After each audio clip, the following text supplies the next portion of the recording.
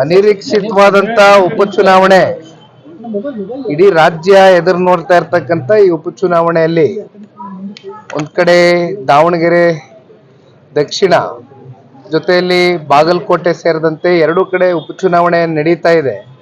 ಇವತ್ತಿನ ದಿನ ಮತದಾನದ ಪ್ರಕ್ರಿಯೆ ಕೂಡ ಪ್ರಾರಂಭ ಆಗಿದೆ. ಬಹುಶಃ ಈಗಾಗಲೇ ಸಾಕಷ್ಟು ಮತದಾರರು ಈ ಉಪಚುನಾವಣೆಯಲ್ಲಿ ಪ್ರಜಾಪ್ರಭುತ್ವದ ಒಂದು ಹಕ್ಕನ್ನ ಬಳಸಿಕೊಂಡು ಒಬ್ಬ ಉತ್ತಮರಿಗೆ ಅವಕಾಶವನ್ನ ಮಾಡಿಕೊಡ್ಬೇಕು ಅಂತಕ್ಕಂಥದ್ದು ಜನರು ನಿರ್ಧಾರ ಮಾಡಿದ್ದಾರೆ ಅಂತಕ್ಕಂಥದ್ದು ನನ್ನ ಭಾವನೆ.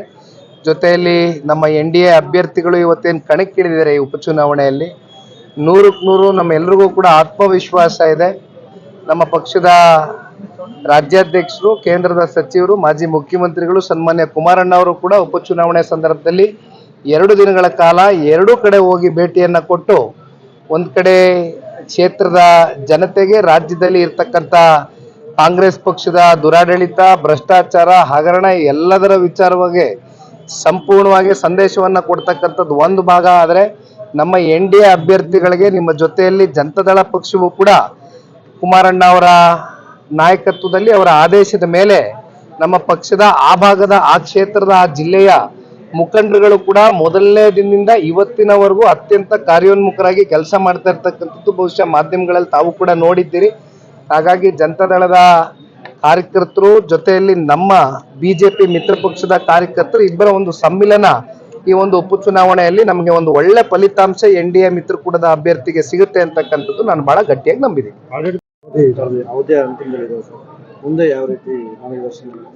ಸನ್ಮಾನ್ಯ ದೇವೇಗೌಡರು ಸಾಹೇಬ್ರ 93 ವಯಸ್ಸಿನ ದೊಡ್ಡವರು ಇವತ್ತೇನು ಈ ಪುಣ್ಯ ಕ್ಷೇತ್ರದಲ್ಲಿ, ಪುಣ್ಯ ಜಿಲ್ಲೆಯಲ್ಲಿ ಅವ್ರು ಕಟ್ಟಿರ್ತಕ್ಕಂಥ ಈ ಒಂದು ಜಿಲ್ಲೆಯಲ್ಲಿ ನಿಂತು ಮಾತನಾಡ್ತಾ ಇದ್ದೇನೆ. ಇಲ್ಲಿ ಮಾನ್ಯ ಬಾಲಣ್ಣ ಅವರಿದ್ದಾರೆ, ಸ್ವರೂಪಣ್ಣ ಅವರಿದ್ದಾರೆ, ಈ ಭಾಗದ ಎಲ್ಲ ಮುಖಂಡರಿದ್ದಾರೆ.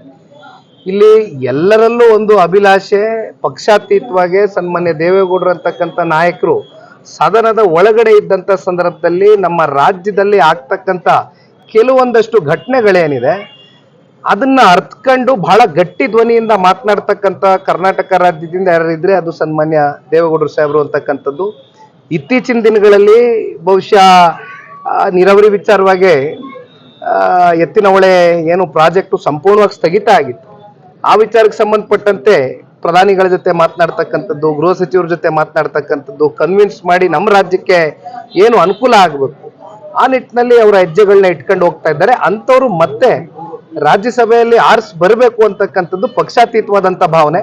ಆದರೆ ಅಂತಿಮವಾಗಿ ಇದು BJPಯ ಹೈಕಮಾಂಡ್ಗೆ ಬಿಟ್ಟಿರ್ತಕ್ಕಂಥ ವಿಚಾರ. ನಾವು ಯಾವುದ್ರಲ್ಲೂ ಕೂಡ ಒತ್ತಡ ಮಾಡ್ತಕ್ಕಂಥ ಪ್ರಶ್ನೆ ಇಲ್ಲ.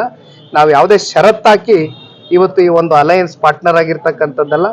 ಅಂತಿಮವಾಗಿ ಸನ್ಮಾನ್ಯ ದೇವೇಗೌಡರು ಸಾಹೇಬ್ರನ್ನ ರಾಜ್ಯಸಭೆಯಲ್ಲಿ ಬಳಸ್ಕೊಳ್ಬೇಕು ಅಂತಕ್ಕಂಥದ್ದಾದ್ರೆ ಅದು ಮಾನ್ಯ ಪ್ರಧಾನಮಂತ್ರಿಗಳಿಗೆ ಬಿಟ್ಟಿರ್ತಕ್ಕಂಥ ವಿಚಾರ. ನಿರ್ಭೀತ, ನಿಷ್ಪಕ್ಷಪಾತ, ವಿಶ್ವಾಸಾರ್ಹ ಸುದ್ದಿಗಳಿಗೆ ಮತ್ತೊಂದು ಹೆಸರಾಗಿರುವಂತ News18 ಕನ್ನಡ ಈಗ ಆಪ್ನಲ್ಲೂ ಲಭ್ಯವಿದೆ. ದಯವಿಟ್ಟು ಇಲ್ಲಿರುವಂತ QR ಕೋಡ್ ಸ್ಕ್ಯಾನ್ ಮಾಡಿಕೊಂಡು ಆಪ್ ಡೌನ್ಲೋಡ್ ಮಾಡೋದಕ್ಕೆ ಮರಿಬೇಡಿ. ನಿಮ್ಮ ಬೆಂಬಲ ಹೀಗೆ ಸದಾ ನಮ್ಮೊಂದಿಗಿರಲಿ. ಧನ್ಯವಾದ.